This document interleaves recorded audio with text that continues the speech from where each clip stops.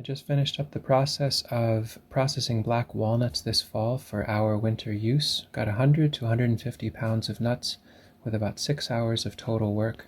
I'm going to share in this video how I collected, used a car to crush and abrade the husks, harvest the husk worms for our chickens, pick through the material to get nuts in a good way, abrade them with a whisk, and use a power washer to clean the last material off. And all of this is pretty accessible and doable to get nuts that are then ready to dry and be eaten later, and even provide some additional yields to chickens and other animals in your system. It starts by collecting nuts. So some people put them in leaf bags and we scoop them up, or some I just collect on the side of the road with empty containers this time of year. Got many thousand this year very easily. Set a bar across the driveway to keep them from rolling down into the road, and then start dumping them out in the driveway to work on. Little Zelda's here keeping an eye on things and enjoying all these rolling balls on the driveway to nearly trip on and play with.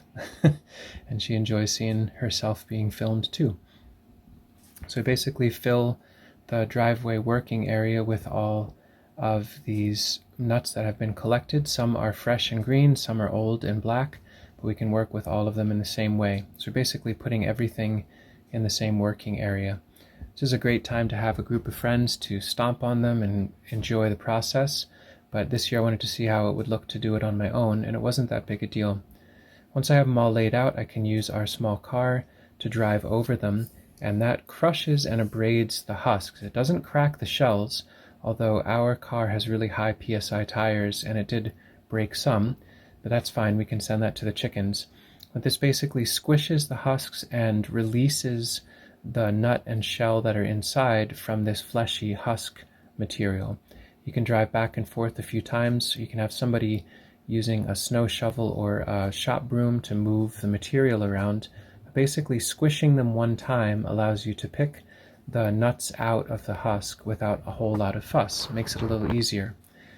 I use my nice blue gloves for this, which I've talked about before, and keeping an eye out as well for these little worms that are in the husk. We want to set that aside and get those to the chickens before it rains too much. It's nice to get that to them. Now I'll go through, this is probably the slowest, hardest part, is just plucking the nuts out of the chaff or the material.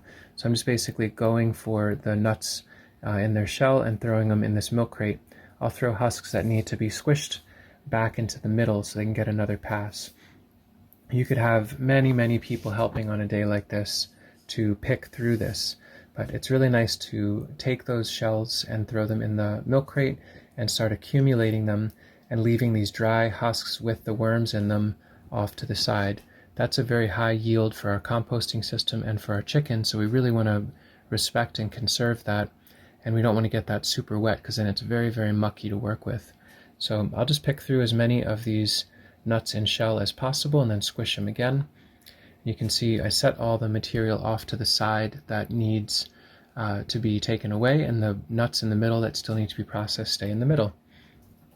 You can also do this with your feet on a hard surface. So here I am just rolling the ball bearings of the husks with my feet, and that releases the nut from inside just to reduce the total amount of material we have to clean later.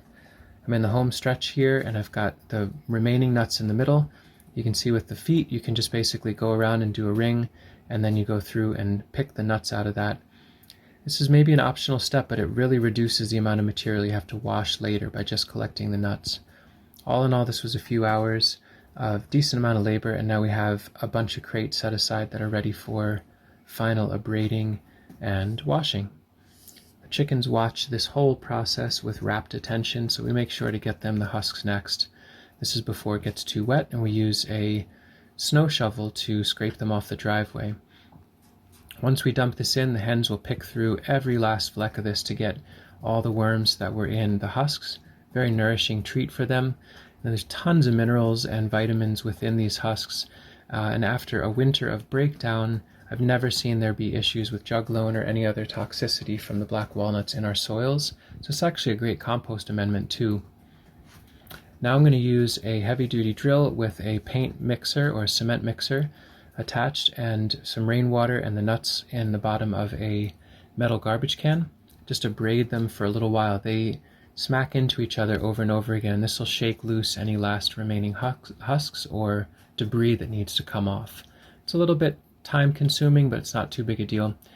And that gives us pretty dirty but nicely ready to be cleaned nuts. And we're doing all of this over a compost ring area so that we can capture all this nutrient. We do not want to waste this. It's just too valuable. So I'll take a little bucket to scoop a few scoops of nuts and muck at a time, and then use a pressure washer to clean them in the milk crate. Really nice unit for processing. Got this used for 30 bucks a bunch of years ago, and it still works fine enough. It leaks, but whatever.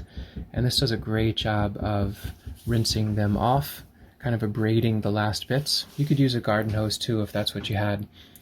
But you see I go in, hit them pretty hard and close for a little while, and then shake and adjust, and then hit them again. I don't want to overload this process, so I'll go with a small milk crate in each one of these sessions. And then once they've gotten a good first initial cleaning, I don't have to get every last fleck by any stretch, just a good initial cleaning, I move them over to bulb crates that let them be a little bit wider and let me do one more final water abrading here in order to get them a little cleaner. I can also pick out duds while I'm at it. So this process is just rinse and repeat. I go through with the small bucket, load up that sweet mucky goo that's been abraded, hit it with the power washer, transfer it into another container, hit it once more, and then go for the next round in the metal garbage can. Very straightforward, and then you can do the last bit by dumping that right in there. So you could do this with a bunch of folks or by yourself. I just thought it'd be interesting to see how it looked to do it by myself this year, and it was about a total of 6 hours of labor, good hard labor, but a meaningful amount of food to be sure. The pressure washer can also be adjusted so that I can go through and wash all the equipment that was involved in this. So a lot of nutrient-rich juice at the bottom of that compost ring that we can enjoy later. So there it is, around 150 or so pounds of nuts that can now be dried and stored indoors and enjoyed all winter with our family and friends. Huge amount of food security and pleasure and joy working with this wild, abundant crop. Hope you do the same and enjoy. Take care.